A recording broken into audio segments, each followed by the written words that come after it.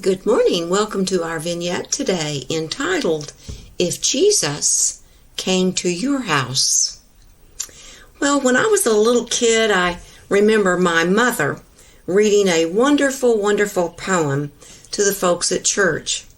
And so I kind of looked through my treasures and I found the box that I so cherish of little notes and things, you know how you put away things, and I found the poem that my mom read. And my copy is faded and worn. It's very old. But the words for this poem are as meaningful and applicable today as they were when my mother read them so long ago. The poem is titled, If Jesus Came to Your House, and as far as I know, and I've researched it a little bit, the author is unknown.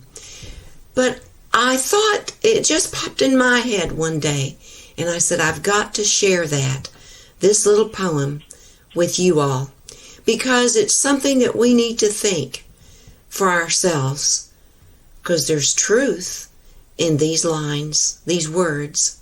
May I share this poem, If Jesus Came to Your House. It starts out like this.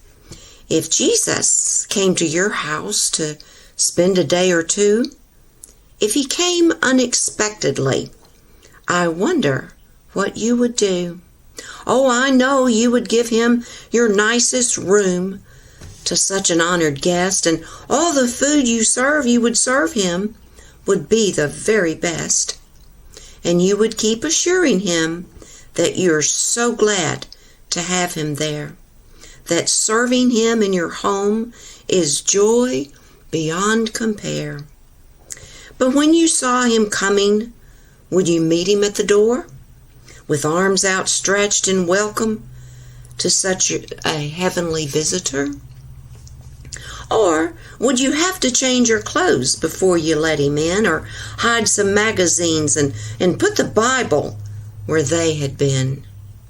Would you turn off the radio and hope he hadn't heard, and wish you hadn't uttered that last, loud, hasty word? Would you hide your worldly music and put some hymn books out? Could you let Jesus walk right in? Or would you rush about?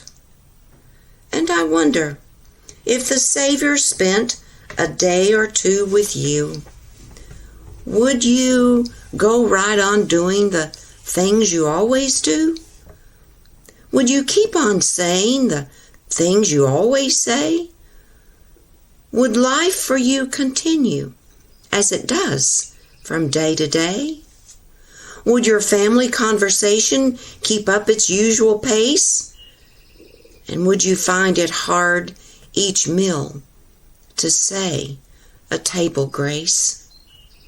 Would you sing the songs you always sing and read the books you always read? And let him know the things on which your mind and spirit feed? Would you take Jesus with you everywhere you'd plan to go? Or would you maybe change your plans for just a day or so? Would you be glad to have him meet your very closest friends? Or would you hope they would stay away until his visit ends? Would you be glad to have him stay forever on and on? Or would you sigh with great relief when he at last was gone? It might be interesting to know the things that you would do if Jesus came in person to spend some time with you. This is Lacy Couch. It's been from my heart to yours.